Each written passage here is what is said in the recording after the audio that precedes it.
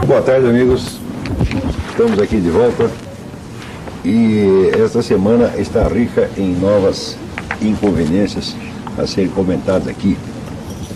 Eu acho a coisa mais notável é que em todo este episódio, vamos dizer, do dinheiro das Farc que teria sido passado ao PT para a campanha de 2002, até agora a única coisa que se investigou foi quem foi o agente que passou a informação para a revista Veja. Exatamente como no famoso caso do Duda Mendonça, só quem foi punido foram os investigadores que foram, né, mandados, sei lá, para Belém do Pará, o interior do Amazonas, etc, etc.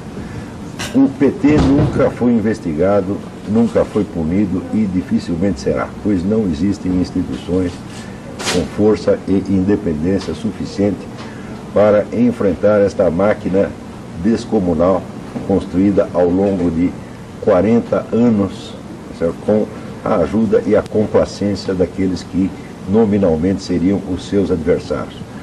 Porque o PT soube explorar tão bem esta coisa da vitimização que qualquer candidato petista que venha da classe pobre, depois que ele chega a deputado, senador, governador de estado, se enche de dinheiro, ele ainda continua sendo o coitadinho e todo mundo tem que passar a mão na cabeça dele.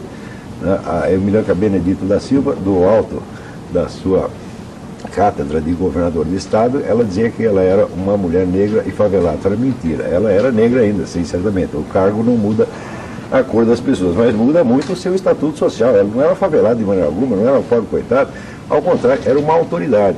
E explorar essa condição dupla, na qual o sujeito é ao mesmo tempo a autoridade capaz de intimidar o cidadão e é o pobrezinho merecedor da pena e do perdão, né? Perdão automático por tudo que ele faça, isso aí, vamos dizer, é de uma crueldade psíquica, é de um maquiavelismo psíquico absolutamente notável. E a carreira de muitos desses políticos, não só do PT, da esquerda em geral, é baseada sobretudo nesse jogo, em que ao mesmo tempo ele faz você se sentir culpado pelas dificuldades que ele teve na infância, as quais eu, aliás, também tive, mas ninguém aqui foi culpado, e nem o PT foi culpado, foi uma coincidência, mas eles fazem você se sentir culpado pelas dificuldades que eles tiveram na infância e ao mesmo tempo fazem você sentir medo da autoridade que eles exercem agora, e andam sempre com um porrete ameaçador, como esta semana o seu Aloysio Mercadante andou brandindo contra o deputado Fraga, Alberto Fraga. Quer dizer, o que o Alberto Fraga fez foi avisar que tinha certos documentos oficiais da ABIN que revelariam esta conexão financeira PT-FARC. Isso foi o grande crime do deputado Alberto Fraga. Então, no Brasil, você denunciar um crime, o que acontece? O crime não vai ser investigado, é você que vai ser investigado e punido. E eu não tenho dúvida de que o encaminhamento das coisas será assim. Por que é assim? Porque o PT, ele se construiu como um Estado acima do Estado. Ele é um partido revolucionário, partido gramsciano. Quem não estudou as obras de Antônio Gramsci jamais vai entender o que é o PT. O PT é um partido revolucionário construído para operar a transição indolor para o socialismo, e para fazer isso é necessário que primeiro ele esteja dentro do Estado, ocupe todos os espaços possíveis dentro do Estado, mas jamais cedendo à tentação de se submeter às mesmas leis e às mesmas normas éticas que ele cobra dos outros. Isso quer dizer que as leis e as normas passam a ser, vamos dizer, uma simples algema com a qual o PT ata as mãos de seus adversários, mas às quais ele jamais se submete. Então, inclusive este episódio do dinheiro das Farc, eu acho muito estranho que só agora se tenha levantado a lebre da conexão PT-FARC, porque apareceu uma história de 5 milhões de dólares que teriam sido passados por baixo do pano. Eu acho que antes disso o PT já havia cometido crimes infinitamente maiores, tá certo? Inclusive dizer, um estelionato eleitoral monstruoso que enganou o país inteiro, dizendo que não tinha nenhuma conexão com as Farc, e tem essa conexão desde o começo da década de 90, quando foi fundado o Foro de São Paulo. Ora, na página do PT na internet ainda está publicada esta declaração, né? A verdade sobre a Colômbia, as Farc e o PT. Onde diz o seguinte: junto com o PT, o Partido dos Trabalhadores não tem vínculo algum com as Forças Armadas Revolucionárias da Colômbia, FARC. junto com uma centena de partidos e movimentos de esquerda da América Latina, entre os quais o PT, o PSB, o PPS e o PDT brasileiro, as Farc fazem parte do Foro de São Paulo. No Foro convivem organizações de perfil político e ideológico bastante distinto. O Partido Socialista Chileno, do presidente Ricardo Lagos, por exemplo, participou de algumas reuniões. Todas essas organizações não estão unidas por nenhum laço orgânico, pois o foro é justamente um foro de debate e não uma estrutura de coordenação política internacional. Isso aqui é uma fraude, é um estelionato monstruoso, porque basta confrontar este documento com as atas do foro e você verá que as atas são constituídas, em 80% ou 90% delas são constituídas de resoluções assinadas pelos participantes da Assembleia. É um foro de debate que sempre termina com uma resolução unânime. Resolução é uma ordem, é uma instrução aos partidos membros e não apenas a ata de um debate. Debate é um simples confronto de ideias, do qual não tem que sair resolução nenhuma. Resolução é uma decisão prática que tem que ser executada, como por exemplo a de Pula na eleição presidencial, ou a de condenar o governo da Colômbia como terrorista de Estado, porque ele combate as pobrezinhas das Farc, e assim por diante. Quer dizer, essas resoluções compõem exatamente, literalmente, uma estrutura de coordenação política internacional, que é o que este partido fraudulento diz que o Foro de São Paulo não é. Quer dizer, se não é, então por que ele não publica no próprio site as atas do Foro de São Paulo? Essas atas chegaram até a ser escondidas.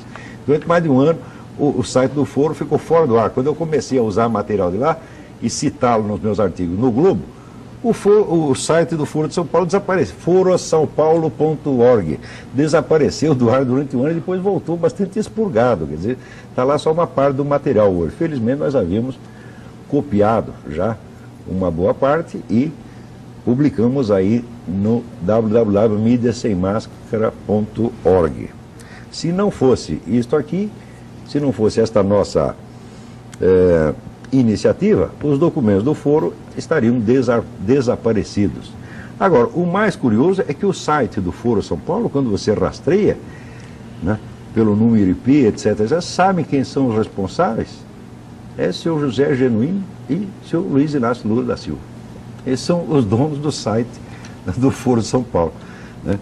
Então, quer dizer que a participação deles no foro é profunda, eles sabem exatamente do que se trata no foro e estão aqui mentindo para a população. Se este assunto, Foro de São Paulo, tivesse sido discutido nas eleições de 2002, o senhor Lula não se elegeria nem vereador.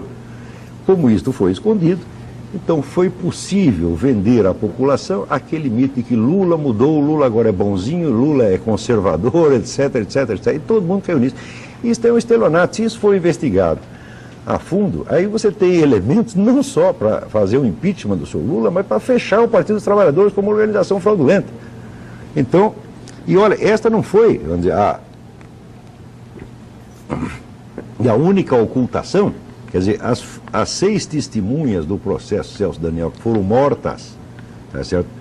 Ainda não se sabe quem matou, parece que morreu tudo por coincidência, combinaram de morrer assim, a poucos dias de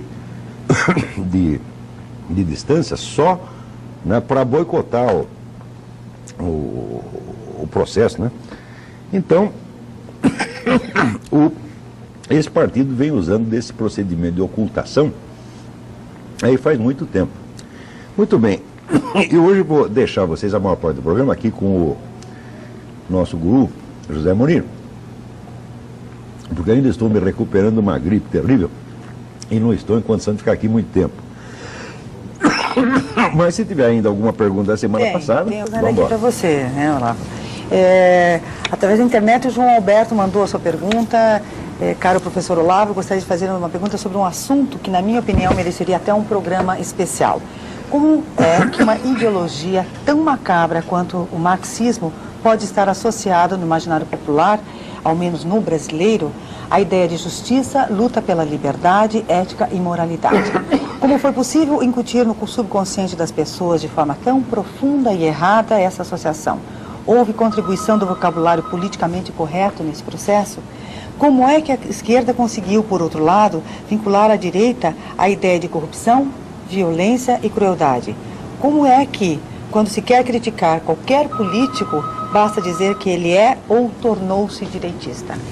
Bom, isso aí, para explicar isso aí seria longo e você tem razão dizer que isso merece só um programa, mas merece um programa integral só para isso. Mas, para começar uma explicação, há um fator que não pode nunca ser esquecido, que aqui jamais houve no mundo uma organização como a KGB. A KGB chegou a ter 500 mil funcionários dentro da União Soviética e mais de 5 milhões de colaboradores informais espalhados aí pelo mundo. Nunca houve uma organização desse tamanho. E todo este negócio da propaganda comunista no Ocidente, tanto a propaganda explícita quanto a propaganda velada, tudo isso veio da KGB. E a KGB tinha verbas ilimitadas, quer dizer, é impossível calcular o total, vamos dizer, do orçamento da KGB. Nunca nenhuma organização pró-capitalista ou cristã e tal teve, vamos dizer, 1/1000 desses recursos no mundo. Então foi uma coisa assim, um ataque maciço. Tá certo? Quando a gente rastreia isso, a gente vê que a penetração da KGB na mídia do Ocidente foi monstruosa. Por exemplo, o escritor Vladimir Bukovsky, que foi o primeiro a fazer pesquisa nos arquivos de Moscou, ele descobriu simplesmente que toda a imprensa social-democrática, a imprensa, vamos dizer, esquerda light da Europa, toda ela era subsidiada pela KGB. Quer dizer, a KGB tinha os jornais comunistas e ainda tinha os jornais da esquerda light, que de vez em quando faziam de conta que estavam contra, né? Fingiam que estavam contra a União Soviética só para poder apoiá-la nos momentos decisivos, né? Eles não pensam que a propaganda ostensiva é tudo. Muito melhor do que a propaganda ostensiva é, às vezes, você pagar para um sujeito se fazer, até de seu inimigo, não o inimigo ostensivo, mas o inimigo brando, tipo tucano, né, em cima do muro. O sujeito fica em cima do muro durante 30, 40 anos, e quando chega um momento decisivo em que é preciso um apoio, vamos dizer, público à política comunista, aquele sujeito é mobilizado. Isso aconteceu, por exemplo, houve um juiz da Suprema Corte americana, esqueci o nome do sujeito, Frankfurter, Felix Frankfurter. Ele nunca foi comunista, não era nem esquerdista, era um sujeito tucano mesmo, em cima do liberal-democrata, social-democrata. E o Frankfurter era casado com uma mulher que era meio de miolo mole. Então os comunistas vamos dizer, cercaram a mulher do sujeito e a chantagearam durante a vida inteira.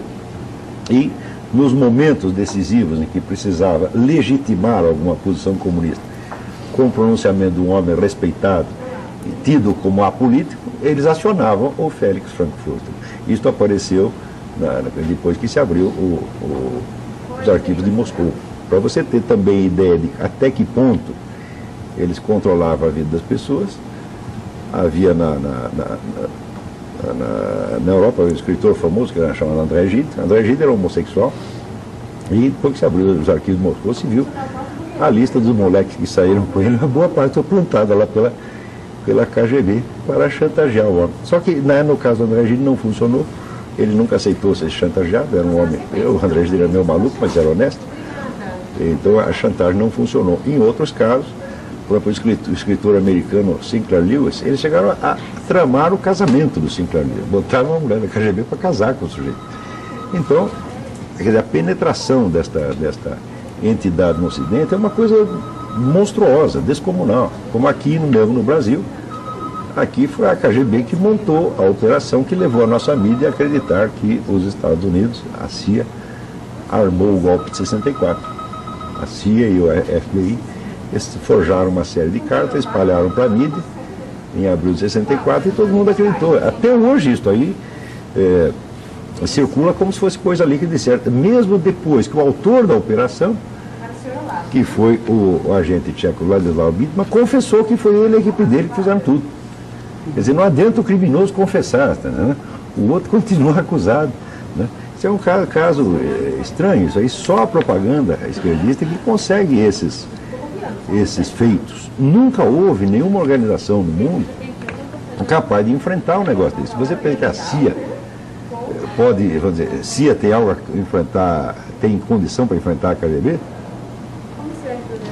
A CIA é apenas um dos inumeráveis serviços secretos que tem nos Estados Unidos, tá certo? E os recursos dela, vamos dizer, comparar a KGB é a mesma coisa que você comparar, sei lá, um posto de gasolina com a Arábia Saudita, não tem proporção. Né? Se você juntar os movimentos anticomunistas que houve no Ocidente, foram sempre movimentos pequenos, isolados, separados uns dos outros. Nunca houve uma coordenação como a KGB, como existe ainda, porque você não pensa que isso aí acabou. Depois se desmantelou a União Soviética, não se demitiu um office boy. da KGB. Estão todos lá com todo o dinheiro que tinha antes. Aliás, todo o dinheiro não, porque uma boa parte do dinheiro da KGB veio para o Ocidente sob a forma de firmas, é a maior operação de lavagem de dinheiro da história. Tem muitas multinacionais que estão operando no mundo e que são, vamos dizer, a mão da KGB que está lá e ninguém sabe. Eu lhes recomendo sobre isso o livro do Vladimir Bukovsky, Julgamento em Moscou. Isso, além dos livros que eu já mencionei aqui, do Harvey Clare, que são os Annals of Communism, da Universidade de Yale. A documentação sobre isso é muita e o conhecimento que se tem disso no Brasil é zero. Então as pessoas estão julgando a coisa totalmente sem perspectiva. Tem gente no Brasil que, se você fala de propaganda comunista, de presença da KGB, o sujeito ri. Mas aquele riso do caipira, que ele não sabe como uma coisa existe, então, está falando que tinha propaganda comunista aqui, eles são os palhaços, que desconhecem o assunto na sua totalidade. Saiu até uma tese, né, de um sujeito, eu não lembro o primeiro nome, mas o sobrenome era significativo, chamava-se Pato, não sei o que, doutor, não sei o que, Pato. Né? E ele publicou uma tese que chamava Em Guarda contra o Perigo Vermelho. Então ele estudava o movimento anticomunista no Brasil, nos anos 30, 40, 50. Né? E isso era todo o movimento anticomunista fazendo abstração do movimento comunista. Então só dizia o que a propaganda anticomunista afirmava. E nunca dizia se aquilo é verdade ou não. Quando você vai conferir hoje, você vê que tudo o que os caras diziam, mesmo as coisas que pareciam mais malucas, hoje tem uma prova de que era verdade.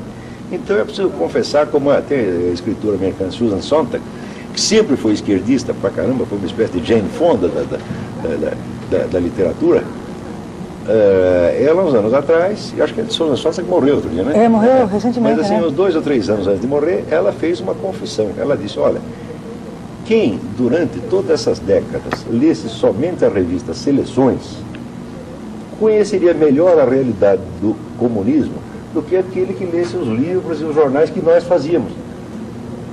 Porque as Seleções diziam a verdade, nós não. Esta é a verdade. Continuando aqui, eu vou registrar aqui a participação da Ione de Centro Cívico. Vi algumas reportagens sobre a ligação do PT com as Farc e acho que, se realmente for verdade essa informação, tudo em torno de nós torna-se assustador. A população tem que tomar conhecimento deste assunto. Eu não perdi. Ela comentando só sobre a ligação do PT com as Farc, que ela liu, e dizendo que é assustador, se isso for verdade, né? Que a gente tem que comentar. Tem que ser investigado, quer dizer, não é questão de acusar as pessoas assim a esmo, não. Tem que investigar direitinho. Não pode, porque eu tenho certeza que dentro do PT tem muita gente que não tem a menor ideia disso. Não sabe que isso aconteceu e não sabe nem direito o que é o Foro de São Paulo. Porque os caras, os representantes que vão para o Foro de São Paulo são elites, são a nata. Né? Vai os caras de cima, vai o Gilberto Carvalho, vai o Marco Aurélio Garcia, vai o Zé Dirceu, o próprio Lula. E a massa dos militantes não é informada disso. Tem muita gente que acha que o PT é uma espécie de partido trabalhista, do tempo do Getúlio Vargas, trabalhista inglês. Né? Ele, não, esse é um partido revolucionário, um partido gramsciano, que está inspirado todinho na estratégia de Antônio Gramsci, que ele está aplicando com enorme sucesso, porque ao longo desse tempo ele conseguiu desativar praticamente todas as forças políticas que poderiam se opor aos seus planos, e conseguiu controlar a mídia, as universidades, vamos dizer, a administração federal, enfim, tem todo, e no fim das contas a justiça. Né?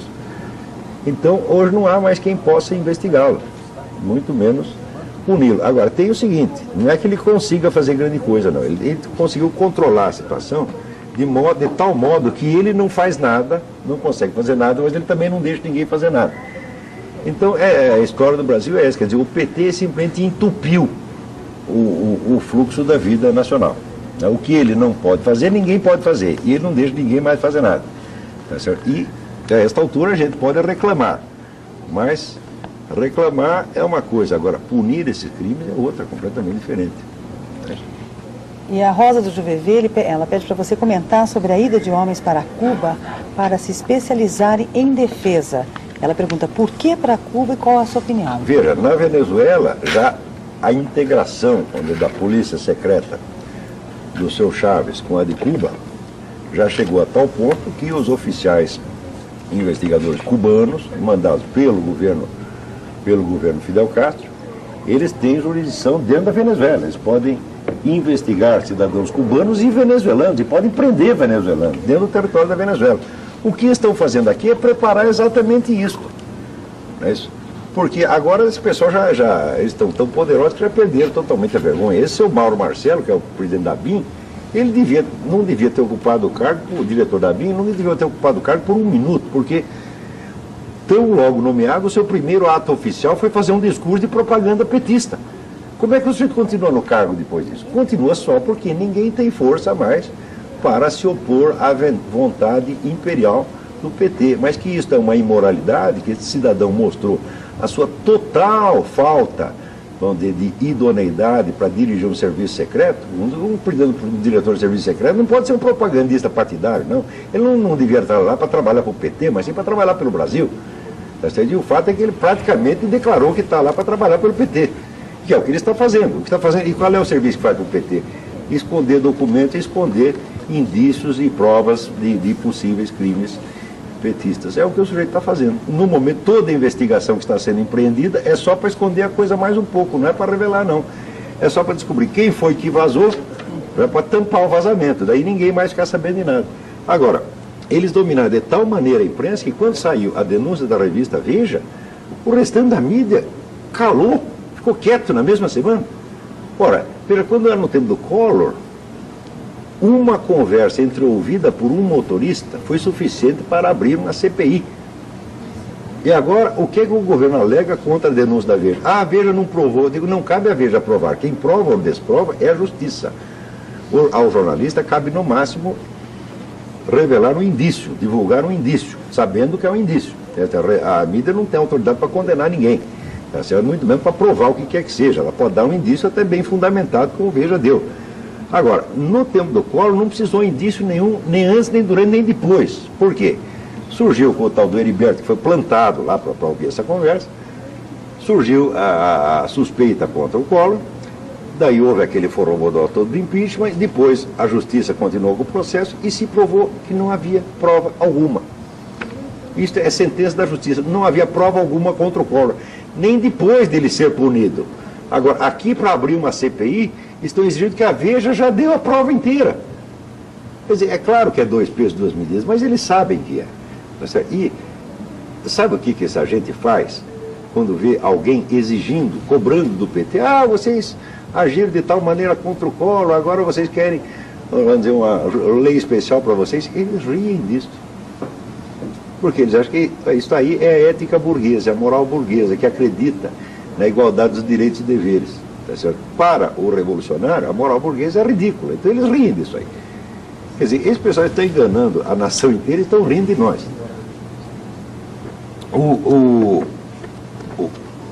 Eu não me lembro o nome do Relações Públicas do PT, que em resposta a um artigo meu, escreveu uma carta ao Globo dizendo exatamente isso aqui. O Foro de São Paulo está enganado, o Foro de São Paulo é apenas um centro de debates.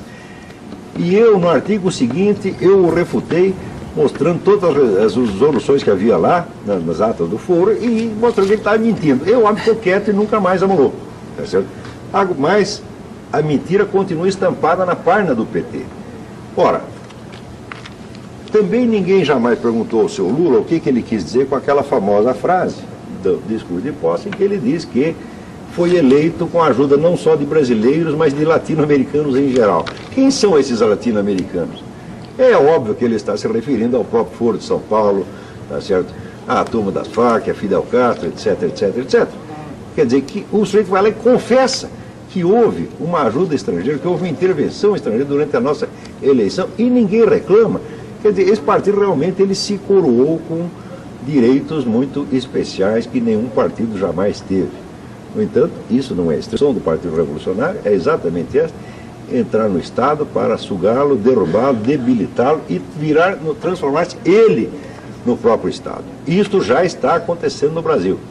E todo mundo deixou acontecer. Empresariado, justiça, a mídia, todo mundo achou bonitinho, porque os petistas eram os pobrezinhos que tinham vindo, né, tinham vindo de baixo, coitadinho, mereciam todo o apoio. E olha aí, ó, eles subiram na vida e nós todos estamos descendo. E quanto mais sobem, mais ambiciosos se tornam. Agora mesmo estava vendo esse negócio que quantos ele contratou aí, para aqui. 114.158 funcionários. Ao custo de vigor. Ao custo de 1 bilhão e 600 milhões por ano. Isso aí é uma brincadeira. Eu devo ver um cálculo também que, quer dizer, o gabinete do Lula, ele custa mais do que a Casa Real da Inglaterra. Quer dizer, e ainda estão torrando dinheiro. Quer dizer, nós somos pobrezinhos, nós viemos de origem humilde. E ainda vai lá um monte de banqueiro passar a mão na cabeça do coitadinho. Quer dizer, isso é de um cinismo tão louco, assim, que eu observo tudo isso e falo, bom, aqui virou hospício mesmo e parece que não vai retornar à normalidade.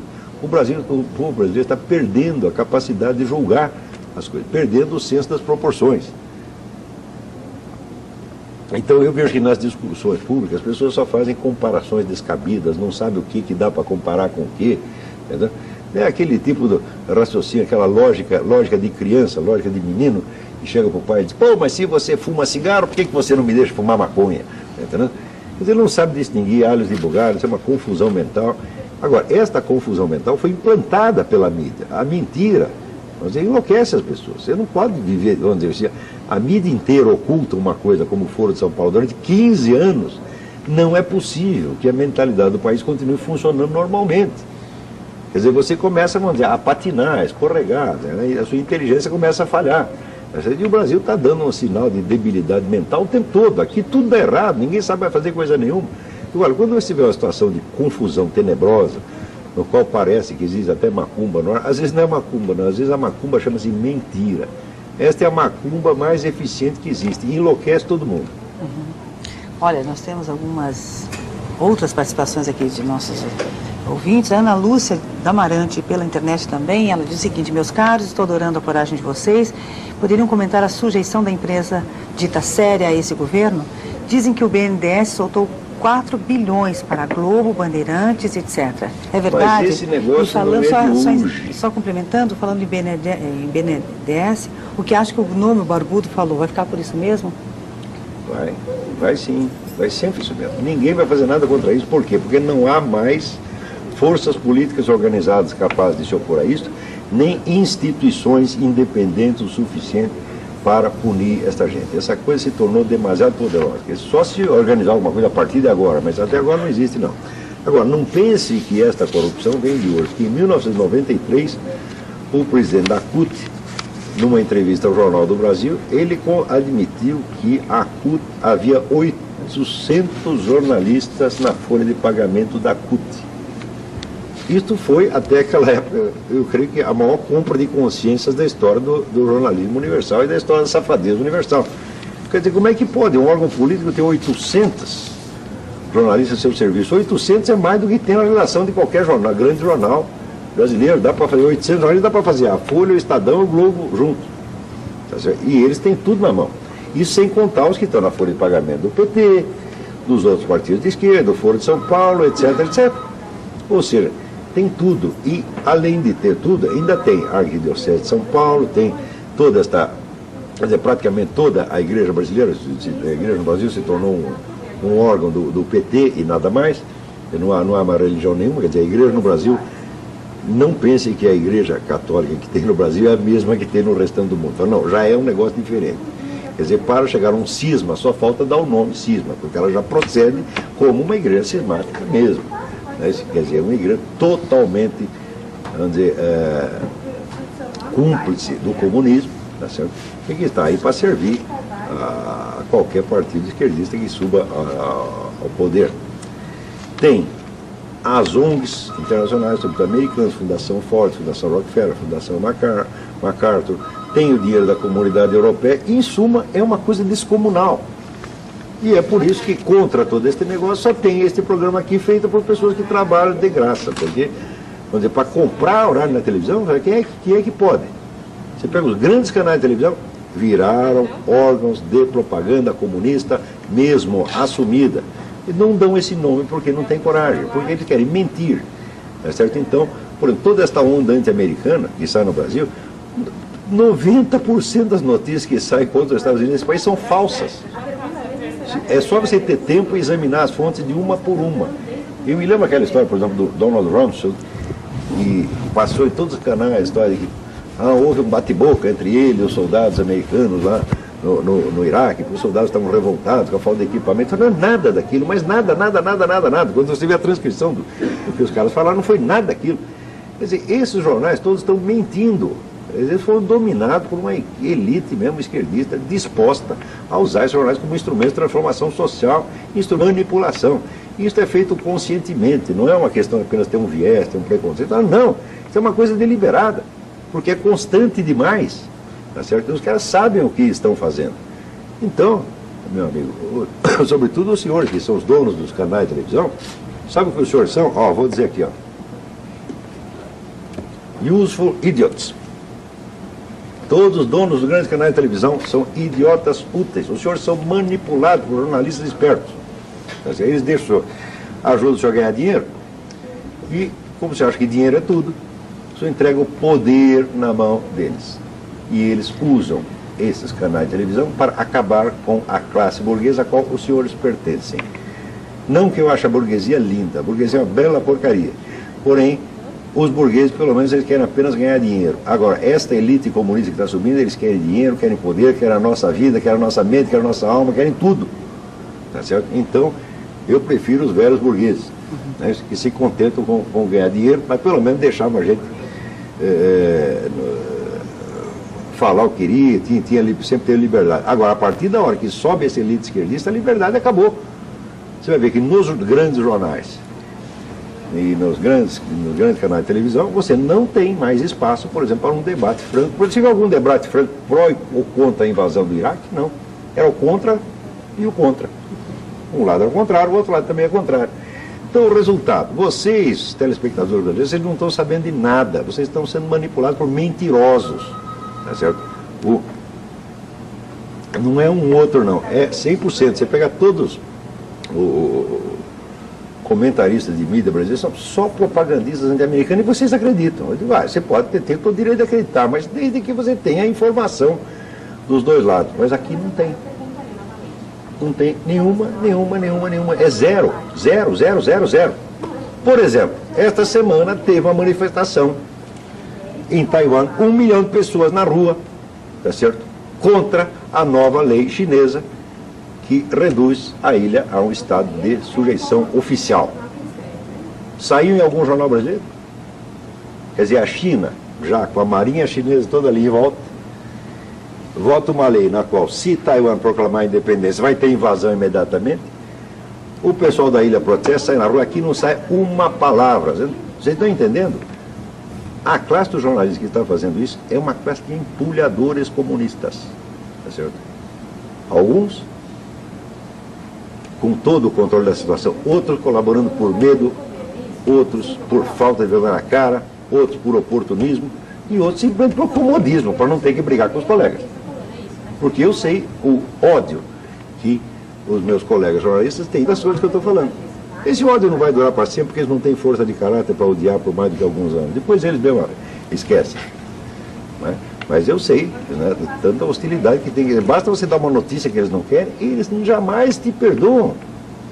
Quer dizer, não é que eles não querem que você diga, não, eles não querem que você pense, eles não aceitam que exista alguém que sabe algo que eles não querem que saiba. Quer dizer, é uma coisa de uma tirania mental fora do comum. Então é isso que nós estamos vendo, e é justamente por causa disso que surge esse programa. O próprio programa é um sintoma de uma situação anormal. Porque um programa feito somente por voluntários, que não ganham nada com isso. Tá certo?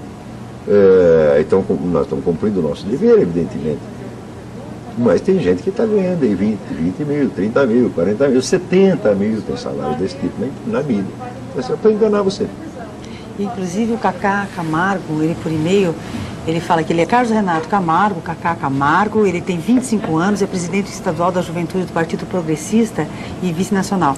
Ele diz que é um grande admirador do trabalho de vocês, obrigado. Assiste todos os programas, e ele diz assim, representa a maior juventude partidária do país, sempre aparece muito na imprensa, e ele diz assim que, inclusive, deve se lembrar de mim, porque nas últimas eleições ele peitei, diz ele, meu partido, que declarou apoio ao PT no segundo turno aqui em São Paulo. Mas é mesmo, Então, ainda bem que existem jovens honrados como você que são capazes Daí ele fala assim, de botar a boca no trombone. Ele é um anti-esquerdista, sou um anti-esquerdista, não estou à vontade em meu partido por participar do governo Lula.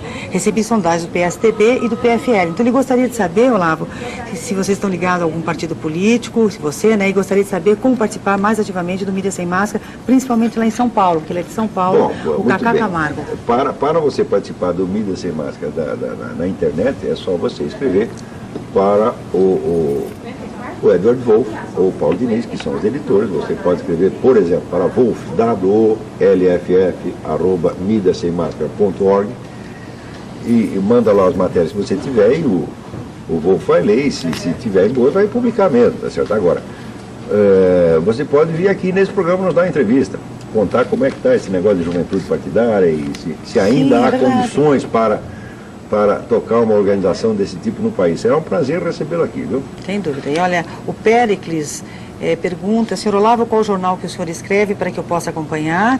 E gostaria de confirmar, pelo que eu entendi do que o senhor está falando, o Lula vai continuar no poder para sempre? O Lula é eterno, meu amigo. Tá certo? Ele tem Deus, assim, e logo um pouquinho, né, 2 centímetros abaixo, tem Lula. Você não percebeu ainda, pô? Lula é eterno, imortal, imutável e intangível. Tá certo? Agora, os jornais que é o seguinte, eu escrevo um artigo semanal no Globo, do Rio de Janeiro, um artigo mensal na Folha de São Paulo, um artigo quinzenal na 0 Hora de Porto Alegre, e de vez em quando escrevo alguns artigos nas revistas Bravo e Primeira Leitura, mas esses não tem periodicidade, escrevo quando me dá na cabeça.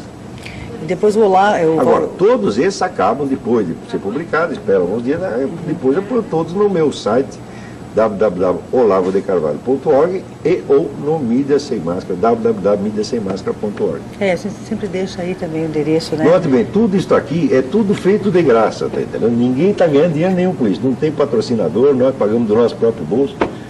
E o Valdir lá de São Paulo, ele fala a mesma coisa, ele também pergunta se você acha que o Lula vai ficar mais 4 anos após a reeleição. Aí o Olavo já respondeu, olha, mas não são mais 4 pelo jeito, né? A oposição está desmantelada, a única oposição que sobrou é o PSDB, mas o PSDB ainda tem uma parte de rabo preso com essa gente. Por exemplo, o PT, quando acusaram o PT de ter vínculo com as Farc, o site do PT respondeu, mas os primeiros deputados brasileiros que fizeram contato com a Farc foi na época o Arthur Virgílio, que agora é senador, né? É senador Arthur Virgílio? Agora, o atual senador Arthur Virgílio e um outro que era do PSDB. Porque, veja, PSDB e PT tinham toda ali uma interface, tá entendendo? São partidos surgindo da mesma origem. Eles vão se diferenciando com o tempo. Mas a raiz é comum e tem uma imensa área de contaminação. Então, é fácil, vamos dizer, você fingir uma oposição entre os dois, se bem que haja gente no PSDB que faz oposição autêntica, tá certo? E criar uma situação meio nebulosa, tá certo? Você não sabe se são amigos ou inimigos, e eles também não sabem direito. Quando convém são amigos, quando convém são inimigos. Isso não é oposição de verdade. A verdadeira oposição tem que ser oposição doutrinária, onde você é contra a concepção que o outro tem do Estado, que tem da sociedade, etc, etc. Você tem outra concepção. Isso no Brasil está praticamente proibido. Proibido em parte por quê? Por causa da repressão ideológica petista e por causa da inépcia dos próprios partidos. Bom, agora eu acho que eu vou levantar. Não vai dar para ser respondido. Nem essa aqui, só essa aqui dali, do Portão. Vamos. A Veja conseguiu satanizar um movimento digno como o MST. Será que a revista Veja vai conseguir derrubar o Lula, como vem tentando desde o primeiro dia do governo? Satanizar o MST, o que quer dizer? Acusa o MST de invadir fazendas, tocar fogo em tudo, tá certo? Ser o maior latifundiário do país e não produzir nada. Isso não é satanizar, isso é fato. Eu não li todas as matérias da Veja e também não sou nenhum fã da Veja, tá certo? Mas o que é certo, quer dizer, qualquer proprietário rural que tivesse uma extensão de terra como o MST, tá certo? E tivesse a produção do MST, a terra seria tomada dele para passar para o governo, para passar a produzir. E do MST não se exige nada, o MST está aí faz mais de 2 décadas, tá certo? Quer dizer, tem terras, tem recursos, né? Tem empréstimo do governo, tem financiamento, e qual é a produção? Nada. Tá certo? Então, esse é um movimento puramente predatório, é um movimento político que só quer poder. Tá certo? E ele só não invadiu ainda as 24 mil fazendas porque não tem mão de obra para invadir. Tá certo? Senão, nós já estaríamos passando fome. Agora que chegaram à conclusão que o agronegócio é o grande inimigo, o agronegócio, nós todos estamos vivendo do agronegócio. Se invadir, acabou a comida, meu filho. E ele vai fazer isso, porque você sabe que para partidos revolucionários, a miséria, a crise, não fazem mal nenhum. Ao contrário, nos ajudam. Tá certo? Então, se afundar todo esse negócio da exportação da soja, ótimo para o MST, ótimo para o PT, porque daí eles vão dizer, estamos numa grande crise, estamos passando por um período de ingovernabilidade, então precisa uma lei de exceção, e pronto, fecha um congresso, praticamente o congresso não precisa nem fechar, porque não existe.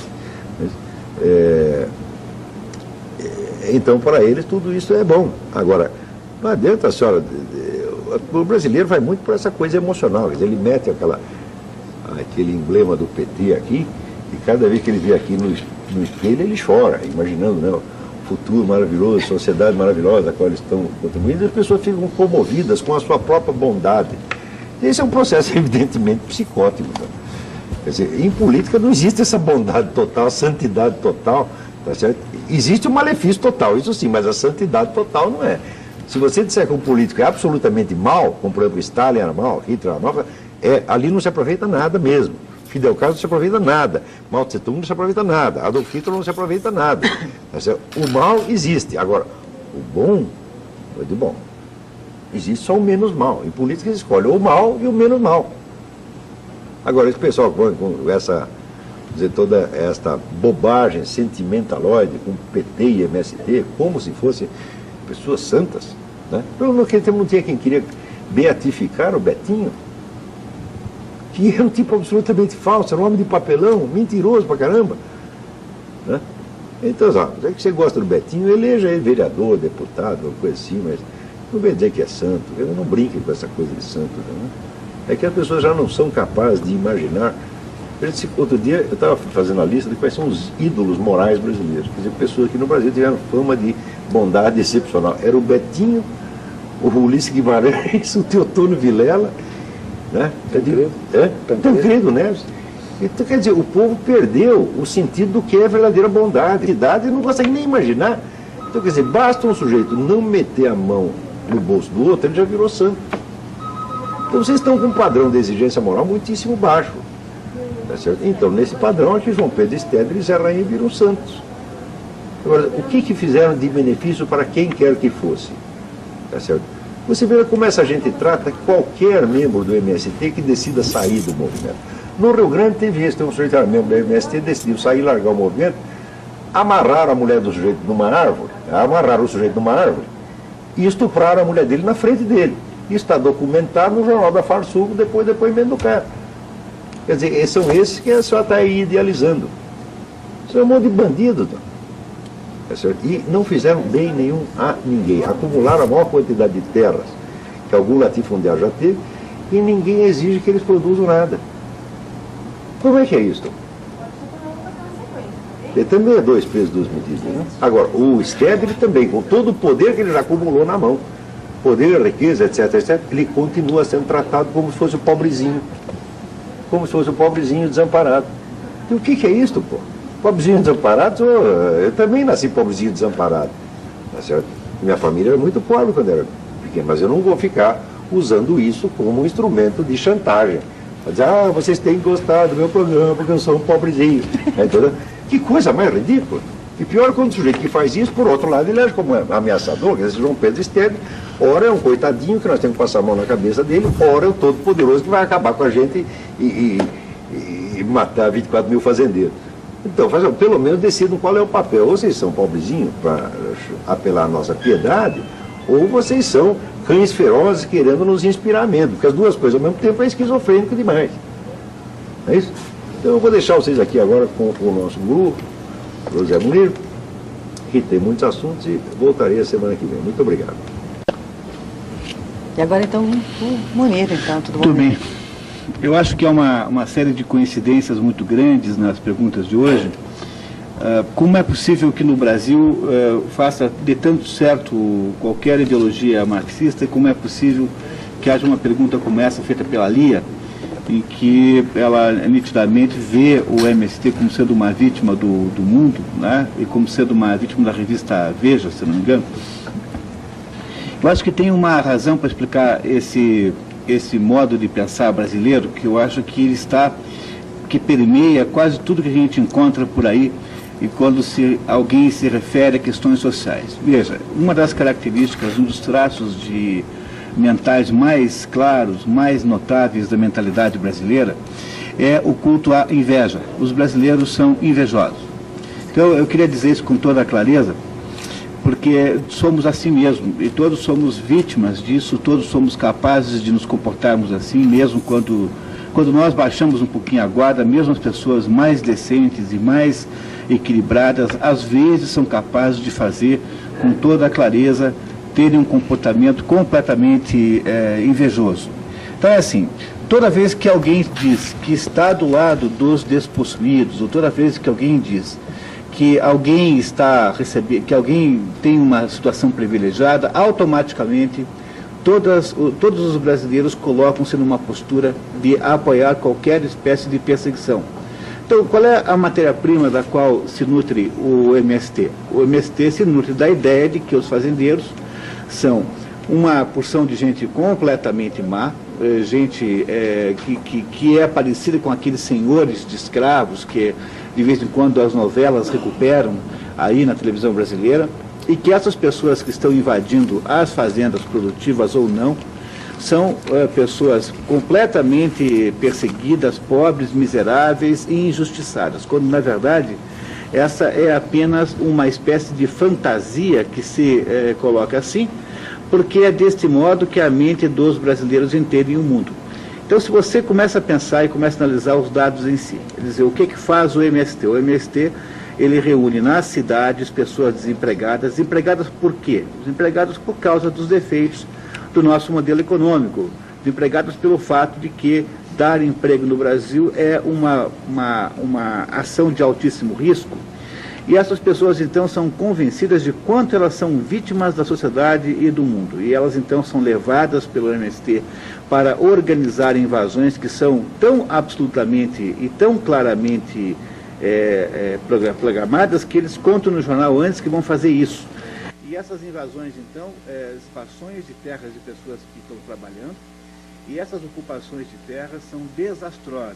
Enquanto o IBAMA persegue qualquer fazendeiro que tenha cortado um pinheiro aí, vai para o Jornal Nacional como sendo um delinquente, um criminoso, esses MST cortam todas as árvores, transformam em pinheiro, matam todos os animais, consomem os animais, invadem a casa que as pessoas moravam, fazem o que bem entendem. E tudo isso ainda para serem chamados por uma parte da imprensa brasileira e por uma enorme quantidade de brasileiros de vítimas do sistema. Então, veja, como é possível que uma coisa dessa possa estar existindo? Como é possível que os brasileiros sejam capazes de comprar uma historiazinha tão primária quanto essa? Porque os brasileiros, cegos pela inveja que têm de qualquer pessoa que tenha dado certo, eles então aderem a qualquer processo persecutório, a qualquer ideia que possa dizer assim, não, nós precisamos melhorar a justiça do mundo, e a justiça do mundo é justamente perseguir aqueles que têm alguma coisa. É a mais simples e primária das atitudes humanas, a inveja, que de todos os 7 pecados capitais é o pior, porque ele não tem a virtude dos 3 que são divertidos, que são a gula, a luxúria e a preguiça. E dos 4 que sobraram, o pior de todos, porque o invejoso é aquele sujeito que não, suportando a ideia de não ter aquilo que o outro tem, ele tudo faz e todo esforço procede para que o outro perca aquilo que ele não tem.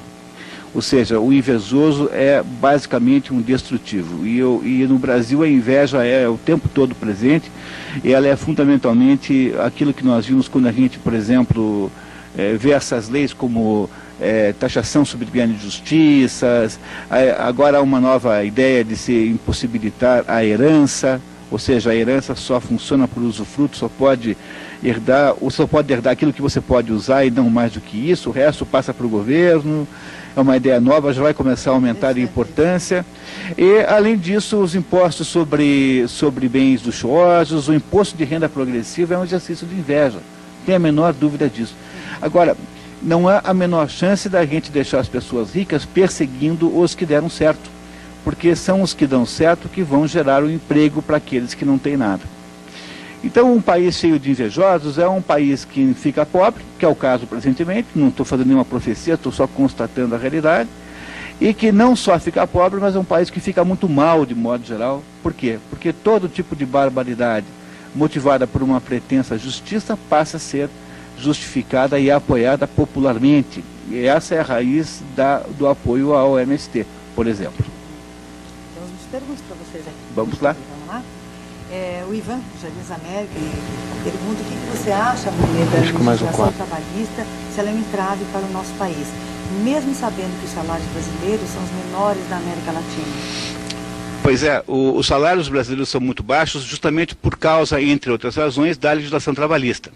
Deixa eu ver se vocês compreendem. Toda vez que eu entro em um debate sobre esse assunto, eu sempre sugiro que as pessoas que têm amores pela nossa legislação trabalhista, é claro que eu estou aqui excluindo aquelas pessoas que vivem dela. Há uma enorme quantidade de brasileiros, que é todo o estamento jurídico do direito do trabalho, todos os advogados das duas partes, todos os juízes, procuradores, promotores, funcionários públicos, enfim, essa gente acha que não se deve mexer em legislação trabalhista, porque, obviamente, isso pode gerar a possibilidade de que elas percam o emprego, né? Então, a título de autodefesa do seu emprego, elas continuarão apoiando isso. Agora, aquelas pessoas que não estão interessadas no emprego na legislação trabalhista, tipicamente, o cidadão que é empregado, que está me ouvindo agora, que tem um emprego em qualquer lugar aí, certamente você não está feliz com o seu salário. Pode ser até que esteja um outro, a maioria dos senhores certamente acham que ganham pouco. Mas por que vocês ganham pouco? Vocês ganham pouco porque as organizações, em geral, precisam criar uma espécie de seguro contra a legislação trabalhista que consiste fundamentalmente numa redução da remuneração média. Então, você não percebe isso porque todos os empregadores fazem igual, porque estão todos eles sujeitos à mesma legislação. Quer dizer, se a legislação trabalhista não existisse na atual forma, se ela fosse diminuída a uma infinidade do que ela é, ou melhor, se fosse, como eu sempre tenho sugerido, se só se pudesse reclamar na justiça os últimos 3 meses e nada mais do que isso, ou seja, se houvesse uma possibilidade de tirar a legislação de cima dos patrões, as pressões para aumento de salário teriam sucesso rapidamente, ou seja, o Brasil aumentaria muito a renda de cada um, na medida em que fosse possível se livrar desta espada de Damocles que para o tempo todo sobre a cabeça de quem dá emprego. Ou seja, dar emprego no Brasil é uma atividade mais ou menos socialmente vista como sendo uma atividade criminosa. Bom, depois que você passou todos esses anos, desde o tempo de Getúlio Vargas. Getúlio Vargas assumiu o governo em 1930. De lá para cá, a partir de 40 e alguma coisa, você tem isso que nós chamamos de legislação trabalhista. Se depois de 60, 70 anos de criminalização de quem dá emprego, seria uma coisa muito assustadora e muito estranha que houvesse emprego farto, fosse fácil contratar uma pessoa, mas justamente acontece ao contrário, porque você já fez a pedagogia para o empresário deixar de ser burro. Então uma coisa josa que possa existir hoje na vida de uma empresa é tentar se livrar das pessoas. Quanto mais máquina tiver, melhor. Quanto menor for a sua dependência de pessoas, é melhor, porque você não sabe qual será o comportamento induzido pelo ambiente anti-empresarial que essas pessoas terão. Então, essa é a razão pela qual no Brasil ter um emprego é mau negócio. Você não ganha dinheiro tendo um emprego, porque o emprego no Brasil é um ato criminoso, criminalizado por quem? Pela esquerda, pelos intelectuais que são absolutamente contrários ao mundo empresarial e que conseguiram sucesso. Muito bem, na medida em que nós fomos criminalizando mais ainda, e agora só falta virem dizer que não tem emprego porque os empresários são os egoístas, não é isso? Quer dizer, agora o próximo argumento é assim, olha só, não tem emprego, o governo fez tudo o que podia para arrumar emprego. Mas não tem emprego por quê? Porque os empresários são maus. Então nós vamos obrigá-los agora a fazer qualquer coisa, como baixar o tempo da jornada de trabalho sem redução de emprego, ou vamos obrigar as empresas a terem uma quantidade X ou Y de funcionários de acordo com o seu faturamento, ou tentar fazer o que tentando fazer agora na tentativa de consertar esta medida provisória 232, que aumenta aí o imposto de renda das pessoas jurídicas prestadoras de serviço, dizendo o seguinte, que aquelas que tiverem X% do faturamento correspondente à folha de pagamento, essas não serão penalizadas. Olha, quer dizer, muito pior a emenda do que o soneto, porque no fundo, o que o governo está querendo fazer é obrigar as empresas a se colocarem numa postura de absoluta subserviência a um funcionáriozinho do Ministério do Trabalho, por exemplo, que está profundamente convicto de que a empresa é uma entidade usurpadora de direitos, uma atividade delinquente. Com esse grau de desconfiança, esse grau absurdo de distorção da verdade, o Brasil nunca vai ser um lugar que tenha bons empregos. Essa que é a realidade nua e crua. Vamos continuar discutindo todos os anos, como sendo o mais importante problema nacional, se o salário mínimo é 310 ou 295. Vocês não acham uma coisa ridícula um país desse dar tanta atenção a uma coisa como o salário mínimo? É o cúmulo de preocupação com coisas minúsculas. E por que isso é assim? Por quê? Porque nós não conseguimos deixar as pessoas que querem fazer trabalhar. O mundo administrativo, o mundo legislativo, o mundo governamental é apenas um amontoado de obstáculos e de impedimentos, empecilhos para que nada aconteça. E é assim que nós conseguimos ter uma economia que é 5% da economia americana. Também não sei se vocês se deram conta disso, mas a brasileira, o Brasil tem a mesma área continental dos Estados Unidos. É um pouquinho mais novo, tem um pouco menos de população. Eles devem ter alguma coisa como 50% a mais de população. No entanto, o PIB dos Estados Unidos é 20 vezes maior do que o nosso. Vocês não acham isso uma coisa surpreendente e extraordinária? Como é possível um país tão criativo como o nosso, com gente tão capaz de trabalhar, todo mundo trabalha aqui e se esforça? Como é possível que a gente não consiga ganhar dinheiro com a nossa criatividade e inteligência?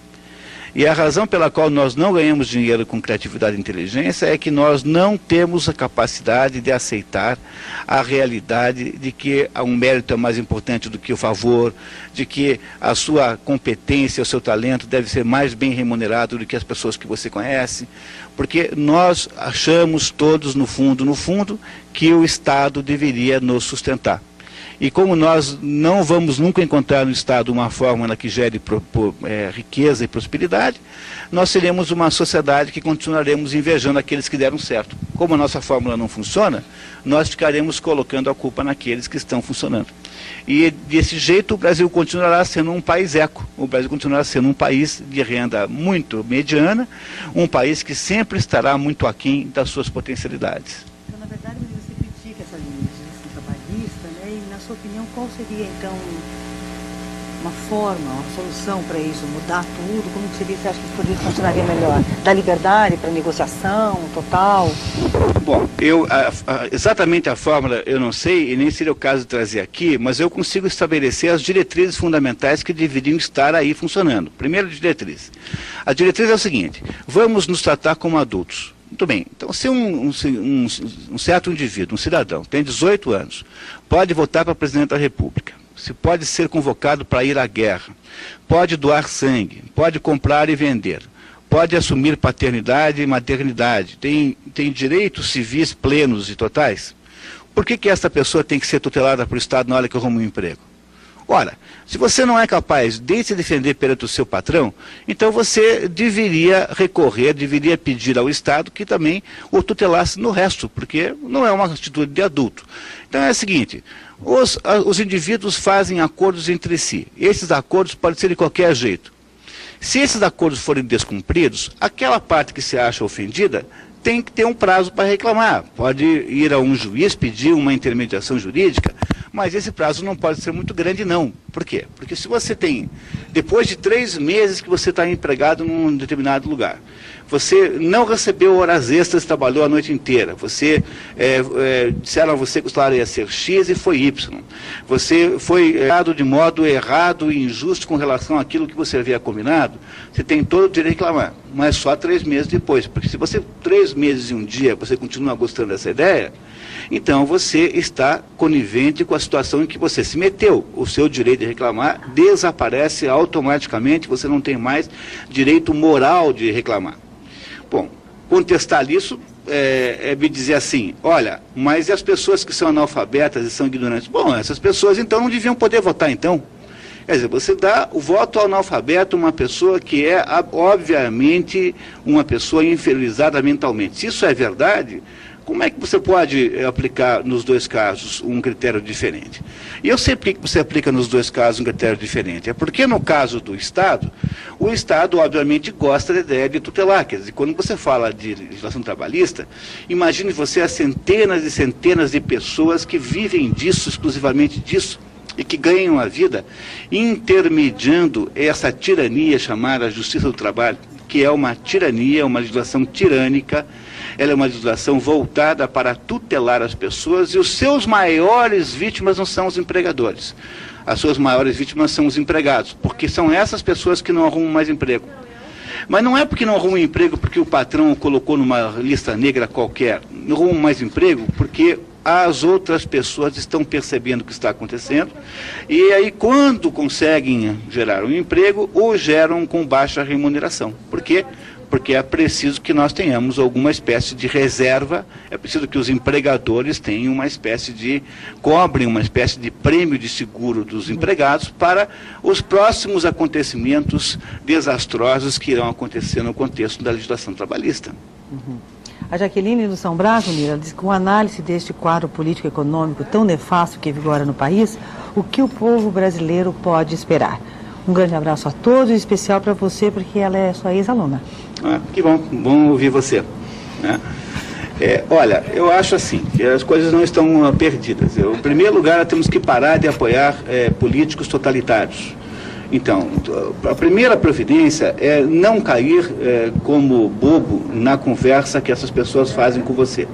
Toda vez que um político vier falar com você e disser assim, que ele, na sua última gestão, produziu 200 leis sobre qualquer coisa, você já o exclui da sua possibilidade de voto, porque o sujeito que produziu 200 leis em 4 anos é aquele sujeito que gerou 200 empecilhos na sua vida, criou 200 obstáculos. Apoie aqueles políticos que não geram leis e que se esforçaram no contrário para retirá-las e não para colocá-las. Segundo, nunca acredite num político que diz que vai resolver o problema para você. Quando diz para você que ele vai resolver o problema do Brasil se você o eleger, ele vai dizer assim, você me dá o teu dinheiro e eu resolvo o teu problema. Só que o problema nunca desaparece porque ele, na verdade, não está interessado em resolver o seu problema, e muito pior do que isso, porque se ele resolvesse o problema, ele não teria mais nenhum argumento para pedir o seu dinheiro. Então, o que o PT resolveu? Resolveu o problema? Resolveu. O PT deu emprego para 114.158 funcionários em 2 anos. E esses 115 mil pessoas aqui eram pessoas ligadas à militância do PT, com toda certeza. Essas pessoas estão com a vida arranjada. De onde é que veio o 1.600 bilhões que eles estão recebendo agora? Num país em que o superávit primário não paga a dívida pública. Esse 1.600.000 aqui veio do seu bolso, que está me ouvindo aqui. E como é que você entregou para o governo isso? O governo falou para você que era para o Fome Zero, falou que para você que era para acabar com a justiça do mundo, o governo disse para você que era para boas razões, e mais do que isso, não foi só o governo quem falou para você isso. Foram os economistas dos bancos que disseram para você que o governo agora tem uma coisa chamada equilíbrio fiscal, que isso é uma coisa muito boa, que o Brasil nunca teve. E então o modo de manter esse equilíbrio fiscal quer dizer, que significa arrecadar pelo menos a mesma quantidade de dinheiro que você gasta, é o modo que impede que você discuta a razão, as destinações para quais o dinheiro arrecadado vai. É mais ou menos uma espécie de lei da responsabilidade fiscal, em que o governador, o prefeito, até mesmo os órgãos estatais ficam limitados a um certo teor de endividamento, mas nunca ninguém vai perguntar para eles onde é que eles estão gastando o dinheiro. E na medida em que esse endividamento parece que vai ultrapassar os limites, a melhor e mais fácil maneira de lidar com isso é aumentar os impostos. Portanto, a lei de responsabilidade fiscal, no fundo, é apenas uma justificativa moral para que os impostos cresçam. Então, é preciso que a gente, em primeiro lugar, que nós nos resguardemos com essa conversa. Não dá para a gente resolver todos os problemas do mundo, mas é preciso, em primeiro lugar, dizer não de modo assintoso a todos os políticos ligados a projetos de esquerda. Se todos são ligados a projetos de esquerda, escolha aquele que parece estar menos à esquerda. Escolha aquele que tem um potencial menor de se imiscuir na sua vida pessoal. Aquele que tenha, provavelmente, a cara menos humana. Porque os mais perigosos são justamente aqueles que têm uma postura de ter um rosto completamente humano, porque é a partir deste rosto humano que eles pegarão todo o seu dinheiro para botar no bolso deles. É um golpe velhíssimo, em que a população brasileira, por ser absolutamente influenciável, é capaz de cair com uma rapidez muito grande. A Joana do Alto da Glória, ela pergunta para você se é um livro que você tem escrito, porque ela gostou muito dos seus comentários. Então, tem um livro chamado A Economia do Mais, que é um livro que apresenta uma maneira de produzir desenvolvimento econômico que não seja pela intervenção estatal. Então, até agora, quase sempre, quando alguém fala em desenvolvimento econômico, e isso é um defeito dos meus colegas economistas, preciso aqui me compenitenciar com eles, né? De modo geral, imagina-se que vai ser o desenvolvimento econômico seja um ato governamental, seja uma ação do governo, mas, na verdade, desenvolvimento econômico é uma ação da comunidade. É preciso entender que se a comunidade não deseja melhorar e se desenvolver, não será o governo que fará isso. O governo fará de conta que faz isso. Ele vai pegar seu dinheiro para fazer isso por você, mas vai gastar com ele e não com você. Agora, se você quer compreender de fato como faz, era bom dar uma olhada nesse livro, A Economia do Mais, editado pela Tríade Editora. Está disponível em algumas livrarias em Curitiba, se eu não me engano, tem na livraria do Chaim, que agora eu me lembro rapidamente. Ok, então tá aí o recado para a Joana. A Rosita do Cristo Reis, que quando vejo algum programa sobre política e economia, ela logo muda de canal. E hoje muito se surpreendeu pela inteligência, coerência com que as coisas estão sendo faladas, a clareza nas ideias, e que é fundamental ao bom entendimento. Parabéns ao senhor Munir. Obrigado. O Jonas, senhor Munir, muitos aspectos que foram comentados por você, ele está de acordo com a verdade, né? Estão de acordo com a verdade. Contudo, é importante salientar que muito dessas mazelas que o país possui não aconteceram hoje, vem de décadas. O Brasil pode não ter apresentado um crescimento extraordinário, mas se compararmos a épocas passadas, estamos galgando pontos extremamente positivos. Você concorda com isso? Olha, Jonas, a gente, como está no meio da confusão, às vezes tem um pouco de dificuldade de ver. É possível que eu esteja, de alguma maneira, desmerecendo algum ponto positivo. É verdade, pode ser. Mas eu queria muito lembrar você algumas coisas fundamentais nas quais você deveria prestar atenção. Olha só, há um economista chamado Paulo Rabelo de Castro que criou uma imagem fundamental, muito inspirada para explicar o atual estado da economia brasileira. Ele diz assim, que a economia brasileira parece com uma grande roda gigante. O que acontece numa grande roda gigante é que uma hora você está embaixo, outra hora você está em cima, mas você não para de mudar de lugar. Estando embaixo ou estando em cima, a roda gigante não sai do lugar, pelo menos não deveria sair, né? Quer dizer, a sensação que você tem é que você subiu, mas logo em seguida você cai. Então nós tivemos no primeiro ano do governo Lula um crescimento econômico igual a zero. No segundo ano do governo Lula, nós tivemos um crescimento econômico de 5%, vai sair os números agora, 5,5%, qualquer coisa. Quando você divide 0 mais 5,5 por 2, dá 2 e alguma coisa. Então o crescimento econômico real foi 2,5%. Ora, 2,5% é um pouco mais ou menos parecido com a nossa taxa de crescimento populacional. Ou seja, sob o ponto de vista absolutamente rigorosamente matemático, nós continuamos na mesma. Os brasileiros não enriqueceram nem um centavo nesses 2 anos. Por quê? Porque a população cresceu também, a renda per capita continua a mesma. Bom, no ano de 2005, tudo indica que, e isso o próprio IPEA, que é um órgão do governo, admite, o crescimento não será maior do que 3%. Ou seja, está se aproximando da média de 2,5%. Será que ao haver qualquer distúrbio externo, porque também não deixemos de considerar que nunca houve na história do Brasil recente 2 anos tão bons sob o ponto de vista externo, ou seja, a economia internacional é uma maravilha. ela produz preços muito bons para as nossas commodities, os capitais internacionais vieram para cá com afluência, o juro americano não foi competitivo, de modo que nós não concorremos com os Estados Unidos. Enfim, será que ao haver qualquer distúrbio externo, parece que há nuvens negras no horizonte da economia internacional? Será que nós não vamos acabar o 4º ano do governo Lula com zero de novo? Ou seja, se você vai pegar essa média toda aí, acaba dando 2%, que é a ideia justamente da roda gigante. Você nunca sai do lugar de verdade. E por que você não sai do lugar de verdade? Porque uma economia só cresce de verdade quando ela consegue botar as pessoas para trabalhar. Então, o Brasil tinha que ter um choque de liberdade de trabalho, e não um choque de restrições ao trabalho. Não pode nada.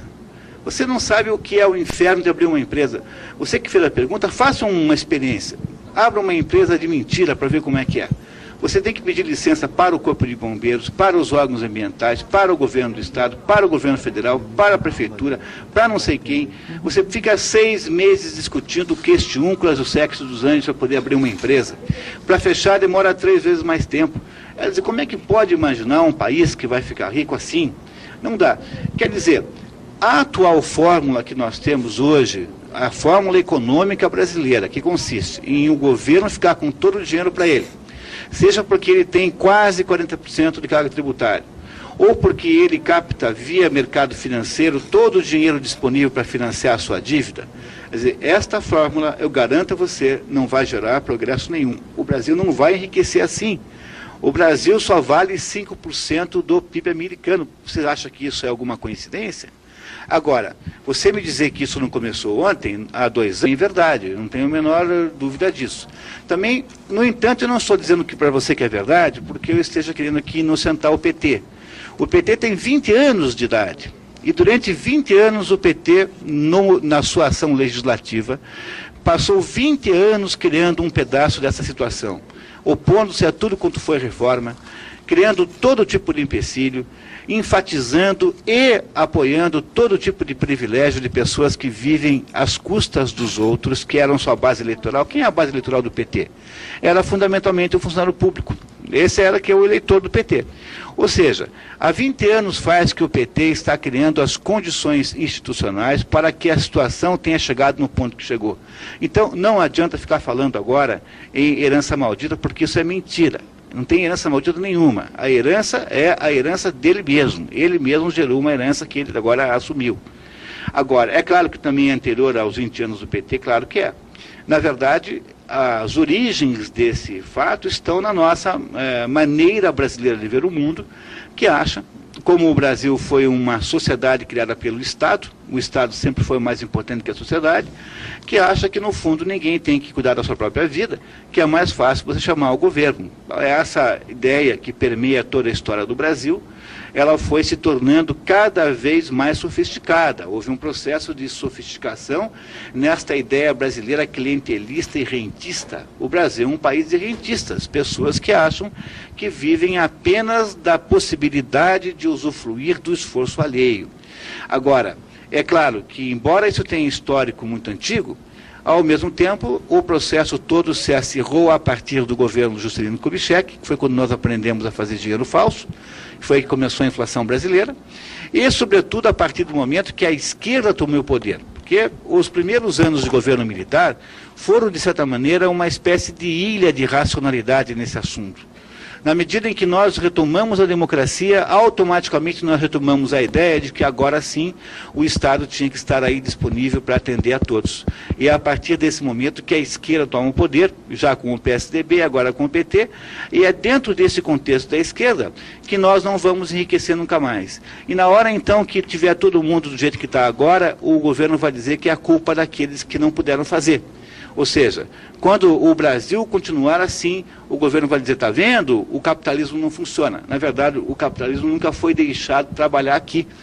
O problema do Brasil não é excesso de capitalismo, é falta de capitalismo. É falta de iniciativa privada, não é excesso de iniciativa privada. A Isilda da Campina do Siqueira, Munir, ela diz que é impressionante a passividade com que o povo brasileiro assiste às coisas que acontecem no país. Ela te pergunta o seguinte, será que eu com 104 anos vou ter que bater panelas na rua para acordar o povo? Pois é, a senhora podia começar, né? Talvez as pessoas criem um pouco de vergonha e fazem como a senhora, né? É que nós somos, de fato, passivos, somos. Há um comentarista lá no início da colonização do Brasil, um comentarista francês que escreveu um livro, eu sinto muito, eu não lembro agora os nomes, ele dizia o seguinte: olha, a coisa mais fácil que tem no mundo é você chegar para os índios brasileiros e convertê-los ao cristianismo. Você chega assim naqueles índios todos lá, e em 5 minutos eles viraram cristãos, todos. Eles não têm a menor resistência à catequese. No entanto, 10 minutos depois que você os converteu, eles já se tornaram tudo que eram antes, esqueceram completamente que tinham virado cristãos. Essa nossa capacidade brasileira de não levar nada a sério, de certo modo, se é, por um lado, uma coisa muito boa, porque, afinal de contas, isso faz com que nós tenhamos uma maior predisposição a nos envolver em projetos malucos, tirânicos, sanguinários, ao mesmo tempo nos transforma em pessoas de uma docilidade, de um poder de serem manobrados extraordinários. Olha, eu vou até pedir desculpas para os nossos telespectadores, mas agora nós encerramos então as perguntas, porque o que acontece, né, Maria, as pessoas ficam fazendo perguntas até o finalzinho do programa, não dá tempo de responder, daí elas ficam chateadas, então nós vamos interromper agora, aí na semana que vem quem quiser fazer mais perguntas pode daí ligar para cá. Vamos responder aquelas que já foram feitas, por exemplo, essa do Antônio Carlos do Batel, que pediu para comentar sobre a questão da justiça do trabalho e o nosso medo de gerar empregos. Diz ele que ele teve 2 funcionários, um trabalhou por 1 ano, ganhava R$1.000, pediu uma indenização de 21 mil. E o outro trabalhou com ele por 90 dias, ganhava R$500, pediu uma indenização de R$9 mil. Então, os maiores o malefício maior de todos não é você. Eu sei que você está sendo vítima. Quem está sendo de fato prejudicado por isso é o conjunto das pessoas que trabalham no Brasil. Porque você vai chegar à conclusão de que chega de ser otário e você não... Porque, obviamente, que essas pessoas terão uma chance muito grande de ganhar essas ações na justiça. Então, como você, milhares de outros empresários pensam 20 vezes antes de gerar um emprego. E será assim cada vez pior. Quer dizer, eu não sei qual é a inteligência de um sistema cujo objetivo final é destruir o emprego que as pessoas têm.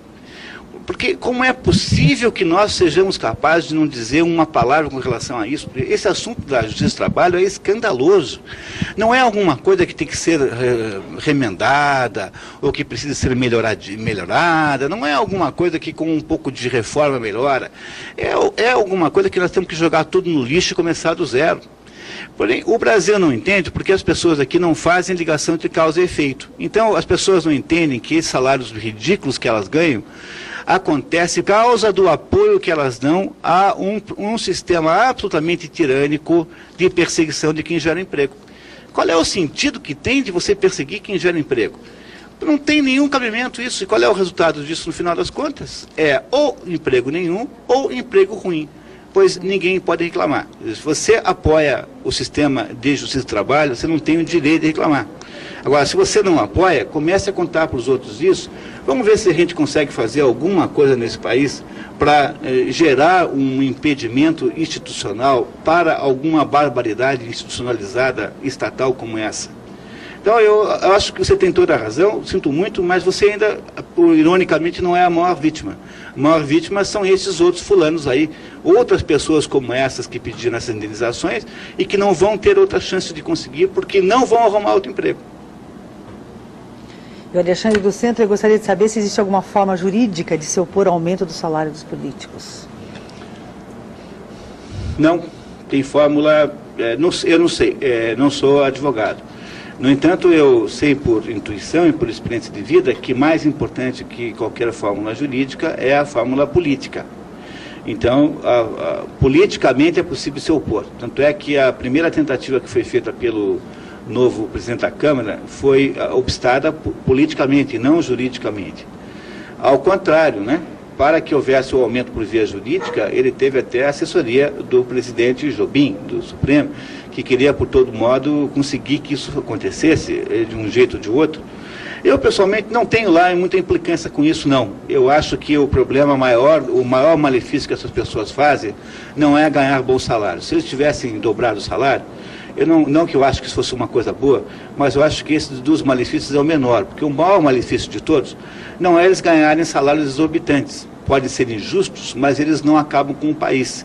O pior é eles ganharem salários exorbitantes, ou qualquer salário que fosse, e ficarem apoiando todo tipo de medida totalitária, persecutória e tirânica no país. O malefício que eles fazem não é ganhar mais ou ganhar bem. Se você ganhar bem, fica quietinho lá, então não fazendo nada para prejudicar a gente, né? Eu não entrar no mérito do salário, porque eu acho isso completamente secundário. O problema, o malefício que a gente faz é topar assinar qualquer coisa por um pedaço de orçamento, por um dinheirinho aqui ou um dinheirinho lá. Quer dizer, a maneira como no Brasil se assinam as leis, como se fazem as leis aqui, é uma coisa absurda. As pessoas assinam qualquer coisa. Nesse momento, daqui a 24 horas em Brasília, essa gente vai estar assinando qualquer barbaridade, contanto que tenha sido bem negociado com eles. Eles não têm a menor preocupação sobre qual é o impacto que isso tem na vida de quem está nos ouvindo, das pessoas que trabalham, por exemplo. Então, o Brasil é uma fábrica de leis absurdas, e é por essa razão que as leis não pegam. E graças a Deus que não pegam, porque se pegassem, o Brasil seria completamente inviável. As leis não pegam quando elas não correspondem à estrutura da realidade, ou seja, quando elas não refletem uma possibilidade da existência humana. Então elas não pegam. Metade do Código de Trânsito não pega, porque é absurdo. Vocês imaginem, por exemplo, que há uma regra no Código de Trânsito que uma colheitadeira para passar do lado esquerdo da rodovia para o lado direito tem que ser colocada sobre um caminhão, atravessar a rodovia, que são 20 metros, sei lá, 15 metros, e de ser descarregada do outro lado. Vocês conseguem imaginar uma coisa dessa? Quer dizer, será que alguma pessoa que está me ouvindo, que já viu um pé de couve real no mundo, porque se você nunca viu na sua vida um pé de couve e o seu filho tem medo de galinha, você é um sujeito urbano que não tem ideia de que é a vida real no mundo real. Agora, qualquer pessoa que tenha um mínimo de experiência do mundo real, verdadeiro, que viu já uma plantação de alguma coisa, que botou a mão numa plantinha de soja, qualquer pessoa sabe que uma regra como essa da colheitadeira é impraticável. É por isso que as leis não pegam. Elas não pegam porque elas não são feitas de acordo com as possibilidades de existência da existência humana. Elas são delírios de políticos enlouquecidos. E esses delírios aí são pagos todos por nós. Por quê? Porque nós não temos um poder nenhum, absolutamente nenhum, de cuidarmos da nossa própria vida. Fomos nós que pedimos que eles façam isso. O Ocimar de Santa Felicidade, Munir, ele me pede para explicar por que, sendo o Brasil autossuficiente em relação aos combustíveis, né, 95%, tem a gasolina tão cara? Porque metade é imposto. Metade do que você paga na gasolina, para não ser justo, 46%, se eu não me engano, é imposto. Então, se não houvesse imposto nenhum sobre a gasolina, se ele fosse menor, você pagaria cerca de metade do que você paga. Por isso. Agora, eu imagino que nessa pergunta esteja aí implícita uma preocupação com o fato de que nós cobramos do consumidor de gasolina aqui, ou de derivados de petróleo em geral, o preço da gasolina internacional, ou seja, o preço do petróleo, que a Petrobras contabiliza como custo, é o preço internacional do petróleo, não é o custo efetivo de pesquisa, extração e refino. E isso é assim porque o petróleo é aquilo que os economistas chamam de commodity. Commodity é uma coisa comum, commodity significa isso, uma coisa que ocorre comumente. Então os produtos comoditizados, eles são apressados de um mesmo modo sobre todo o planeta. Pela mesma razão pela qual a Petrobras considera o preço do petróleo o preço internacional, nós também consideramos o preço da soja, por isso aqui também o internacional. Disso não há o que reclamar. Agora, a mereção é imposto. Essa é a razão pela qual você paga muito pela gasolina que você põe no seu carro. E o Moacir do Parolim, ele pergunta por que a mídia, a grande imprensa, ao fazer pesquisa econômica, pergunta aos grandes banqueiros como anda a economia. A tendência dos grandes bancos não é puxar a sardinha para o lado deles? É claro. É aquilo que eu digo, tem dois tipos de economista na praça hoje, o economista de banco e o economista de governo. O economista do governo é aquele economista, foi ato falho, é aquele economista que pretende apoiar as decisões totalitárias do governo. E os economistas de banco representam aquelas pessoas que acham que tanto faz que governo tem aí, tanto faz se esse governo é totalitário ou não, contanto que ele remunere os seus investimentos. Então, os banqueiros olham para o governo da maneira mais cínica possível. Para eles, tanto faz. Aliás, o capitalismo é assim. O capitalismo não tem nenhuma preocupação com o sistema político em que ele está inserido. O capitalismo funciona em qualquer sistema político, porque o capitalismo não é um sistema político. O capitalismo é um sistema econômico. Então, tem capitalismo quando tem comunismo ferrenho, só que ele vira mercado negro. Tem capitalismo na economia mais liberal politicamente do mundo, como, por exemplo, os Estados Unidos ou a Holanda. Tem capitalismo nos países semi-comunistas, ou naqueles, por exemplo, que o comunismo é o governo, é o exército, como no caso da China. Ou seja, para o capitalista, tanto faz como é o governo. O que os capitalistas querem só é receber a remuneração pelo seu dinheiro. É por isso que eles são inocentes úteis, porque os governos já aprenderam, os piores e mais totalitários governos aprenderam, que se você der ao capitalista o dinheiro que ele quer, ele dá a você todo o apoio que ele precisa para construir o socialismo. Então, é claro que quando os jornais perguntam só para os banqueiros ou para os seus economistas como vai ao Brasil, é claro que todo mundo acha ótimo, né? Então você passa o dia inteiro ouvindo a CBN, professor. A CBN é um órgão que entrevista o tempo todo economistas de bancos. Eles acham que o governo vai muito bem, que o Brasil vai muito bem. Por quê? Porque as pessoas que têm dinheiro no governo têm uma grande probabilidade de recebê-lo de volta com lucros, com juros altíssimos. O problema do Brasil não é as pessoas que estão no sistema financeiro. O problema do Brasil são essas pessoas que estão na rua empurrando o carrinho. E essas que não saem da miséria porque o sistema as impossibilita de fazê-lo. E acho que a última pergunta que avisaram agora, nós temos 2 minutinhos para o encerramento, inclusive na cidade de São Paulo. Reprise, mas é reprise em São Paulo só, né? Reprise em São Paulo, na TVA, né? A partir das 18h30 até as 20 horas. A última pergunta, então, Munir, o João Alfredo pergunta, você acha que a única saída do Brasil é Galeão ou Cumbica? O Afonso Pena também é internacional agora. Agora é. Né? Poderia ser o Afonso Pena para dar uma cor local. Eu acho que a gente tem que fazer tudo o que a gente puder no nosso pequeno entorno. Se nós pudermos produzir no nosso entorno uma realidade, ou seja, pudermos produzir um ambiente voltado para as coisas reais, verdadeiras, estaria muito bom. Se você fizer na sua família um processo de desenvenenamento das pessoas, está muito bom. Se você puder fazer para os teus alunos na aula onde você é professor, se você fizer dentro da tua existência empresarial, criar um ambiente desenvenenado, está muito bom. Então, eu não sei quanto nós podemos fazer, mas nós podemos fazer muito mais do que nós estamos fazendo, de todo jeito. Garanto para vocês. Muito bem. Então, eu acho que agora terminamos, né? Queria, então, agradecer mais uma vez a atenção e dizer que o objetivo dessa nossa conversa hoje foi apresentar uma visão liberal dos problemas contemporâneos do Brasil, mostrando a vocês que há outro meio de fazer, sim, e esse outro meio de fazer não passa pela forma que está aí hoje em aplicação. Muito obrigado.